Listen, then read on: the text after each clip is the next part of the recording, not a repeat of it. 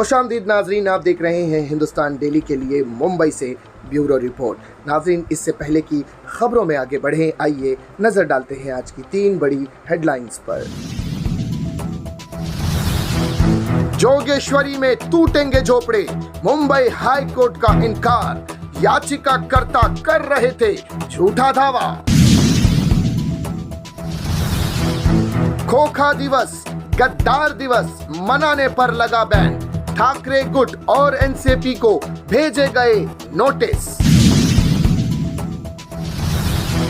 Popular TV show Taarak Mehta Ka Ooltah चश्मा के निर्माता असित कुमार मोदी समेत 2 लोगों पर एफआईआर दर्ज। देखा नाज़रीन, ये थी आज की 3 बड़ी हेडलाइंस। अब बढ़ते हैं खबरों की जानिब।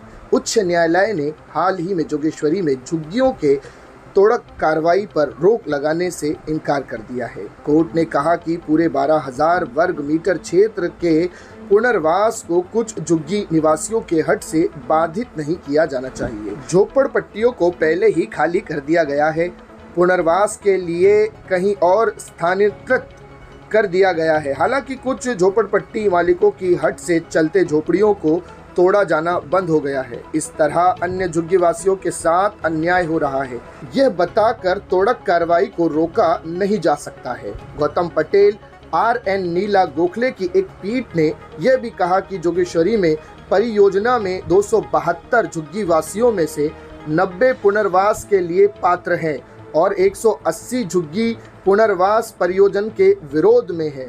पीठ ने कहा कि झुग्गीवासियों श्रवण किया गया है और जो लोग पुनर्वास के लिए अपना घर छोड़ चुके हैं उन पर भी विचार किया जाना चाहिए। इसीलिए परियोजना को जल्द से जल्द शुरू किया जाना चाहिए और झुग्गी छोड़ने वालों को जल्द से जल्द पुनर्वास घरों का कब्जा मिलना चाहिए। अदालत ने याचिकाकर्ताओं को राहत देने से इनकार कर दिया है।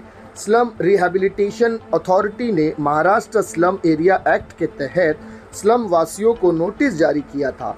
उन नोटिसों के खिलाफ 11 झुग्गियों ने हाईकोर्ट में याचिका दायर की थी। याचिकाकर्ताओं ने दावा किया है कि उनकी झोपड़ियों का सर्वेक्षण नहीं किया गया। हालांकि अदालत ने पाया कि याचिकाकर्ताओं ने याचिका में ही कहा था कि झोपड़ियों का सर्वेक्षण किया गया था और अब वे झूठ दावा कर रहे हैं। बढ़ते हैं नाजरीन अगली खबर की जानिब। खोखा दिवस या गद्दार दिवस जैसे किसी भी दिवस को मनाने पर मुंबई पुलिस ने रोक लगा दी है। मुंबई में कहीं किसी जगह पर कोई समूह गद्दार दिवस न मनाए या किसी प्रकार का आंदोलन या धरना प्रदर्शन न करें, इसको लेकर मुंबई पुलिस हर स्तर पर इस बारे में जानकारी भी इकट्ठा कर रही है कि क्योंकि आधिकारिक तौर पर किसी जगह और समय के बारे में पार्टियों द्वारा कोई परमिशन की जानकारी नहीं दी गई है। पुलिस सूत्रों के मुताबिक मुंबई पुलिस ने उद्धव गुट और एनसीपी कार्यकर्ताओं को नोटिस भेजा है और शहर में लॉ एंड ऑर्डर खराब न करने की चेतावनी दी है। किसी भी तरह के विरोध प्रदर्शन या अहिंसक कार्रवाई करने पर कानून एक्शन लेने की भी चेतावनी दी है। ठाकरे, शिवसेना गुट और एनसीपी ने मंगलवार को विश्व गद्दार दिवस मनाने की घोषणा की थी। मुंबई पुलिस ने सेंसिटिव जगहों पर पुलिस की गश्त बढ़ा दी है और अपने सभी कर्मचारियों को सजग रहने की आदेश दिए हैं। लॉ एंड ऑर्डर की स्थिति बनी रहे, इसको लेकर मुंबई पुलिस काफ़ी सजग है। शिंदे की बगावत को 1 साल पूरा हो गया है। पिछले साल मुख्यमंत्री एकनाथ शिंदे की बगावत के कारण शिवसेना में विभाजन हो गया था। शिंदे ने शिवसेना छोड़ दी और विधान परिषद चुनाव परिणाम की रात यानी 20 जून 2022 को बगावत कर दी। इस मौके पर खोखा दिवस और गद्दार दिवस को लेकर सोशल मीडिया पर ठाकरे गुट और एनसीपी कार्यकर्ताओं द्वारा इस तरह के पोस्टर शेयर किए जा रहे हैं, लेकिन इसे कानून व्यवस्था की समस्या पैदा न हो, इसलिए मुंबई पुलिस द्वारा ठाकरे समूह के शेखा प्रमुख समेत पूर्व परिषदों और कुछ नेताओं को नोटिस भेजा गया है। मुंबई पुलिस ने इस तरह से किसी भी दिन समारोह पर रोक लगा दी है।